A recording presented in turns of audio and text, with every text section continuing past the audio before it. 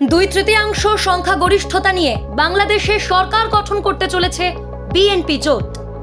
বাংলাদেশের প্রধানমন্ত্রীর পদে বসতে চলেছেন বিএনপি চেয়ারম্যান তারেক রহমান। শনিবার তিনি শপথ নিতে পারছেন না। সূত্রের খবর, আগামী সোমবার অথবা মঙ্গলবার শপথ নিতে পারেন তারেক। বাংলাদেশ সংসদের সদস্যরা যেদিন শপথ নেবেন সেই দিনই শপথ নিতে পারবেন নতুন প্রধানমন্ত্রী এবং তার মন্ত্রিসভার সদস্যরা। তাদের শপথ বাক্য পাঠ করাতে পারেন বাংলাদেশের প্রধান নির্বাচন কমিশনার AMM নাসির উদ্দিন। কি কারণে দেরিতে শপথ? বাংলাদেশের সংবিধান অনুযায়ী নির্বাচিত সাংসদদের শপথ পাঠ করান জাতীয় সংসদের স্পিকার। বাংলাদেশের দ্বাদশ জাতীয় সংসদের স্পিকার ছিলেন শিরিন শারমিন চৌধুরী। 2024 সালের গণ অভ্যুত্থানের জেরে তিনি পদত্যাগ করেন। তারপর থেকে তাকে প্রকাশ্যে দেখা যায়নি।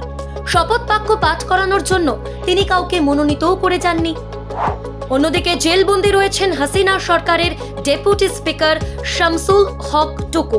বাংলাদেশ সংবিধানের 148 অনুচ্ছেদের 2 ক অনুযায়ী স্পিকার ও ডেপুটি স্পিকার না থাকলে প্রধান নির্বাচন কমিশনার প্রধানমন্ত্রী ও তার মন্ত্রিসভার সদস্যদের শপথ পাঠ করাবেন। এখানে রাষ্ট্রপতির কোনো প্রতিনিধি নিয়োগের সুযোগ নেই। সেই কারণেই তারেক রহমানের শপথ বাক্য পাঠ নিয়ে জটিলতা। শুক্রবার রাতে ভোটের বিস্তারিত ফলাফল জানিয়ে গেজেট প্রকাশ করেছে বাংলাদেশ জাতীয় নির্বাচন কমিশন। গেজেট প্রকাশের 3 দিন পর প্রধান নির্বাচন কমিশনার সংসদ সদস্যদের শপথ পাঠ করাতে পারবেন।